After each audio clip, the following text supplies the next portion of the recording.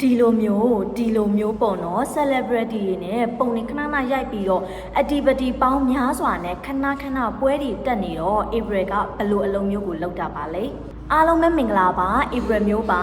ဒီနေ့မှာတော့ April အခုလက်ရှိလုပ်နေတဲ့အလုပ်လေးအကြောင်းကို sharing လုပ်ပေးသွားချင်ပါတယ်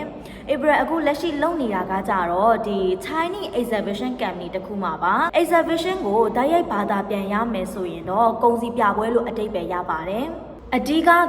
ကိုယ့်ရဲ့ brand image ကိုမြင့်တင်ခြင်းတဲ့လုပ်ငန်းရှင်တွေရောင်းအားတိုးစေတဲ့လုပ်ငန်းရှင်တွေနဲ့ဒီလိုမျိုးတနေရာတဲမှာ brand စုံလင်းပစ္စည်းစုံလင်းကိုဝယ်ယူခြင်းတဲ့ customer တွေကိုတနေရာထဲမှာတစုတဝေးတဲ့တွေ့အောင်လို့စီစဉ်ပေးတဲ့ပွဲလို့ပြောရင်လည်းမမှားပါဘူးအခုလက်ရှိ April company ကနေပြီးတော့ကျင်းပခဲ့တဲ့ပွဲတွေမှာဆိုရင်ဆိုလာပွဲတွေရှိမယ်နောက်ပြီးတော့ဒီကားပွဲတွေ beauty ပွဲတွေ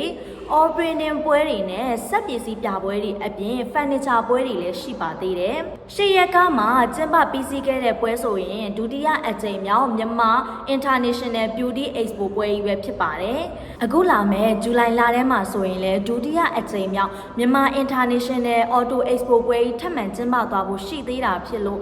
ကားဝယ်ဖို့စဉ်းစားနေတဲ့သူတွေကားအကြောင်းစိတ်ဝင်စားတဲ့သူတွေအနေနဲ့လည်းလာရောက်ကြည့်ရှုလေ့လာဖို့ April ဒီနေရာကနေပြီးတော့ဖိတ်ခေါ်လိုက်ရပါတယ် April တို့လုပ်ပေးတဲ့ပွဲတွေကပုံမှန်အားဖြင့်ပွဲတစ်ပွဲမှာ3ရက်တိုင်ကျင်းပလေးရှိပါတယ်ဒီပွဲကာလက3ရက်ဆိုပေမဲ့ April တို့နောက်ွယ်ကနေပြီးတော့စူးစမ်းခဲ့ရတာတွေစူးစမ်းထားရတဲ့အရာတွေကမလွယ်ကူလားပါဘူးအချိန်ကြီးအများကြီးပေးရပါတယ် pressure တွေအများကြီးရှိပါတယ်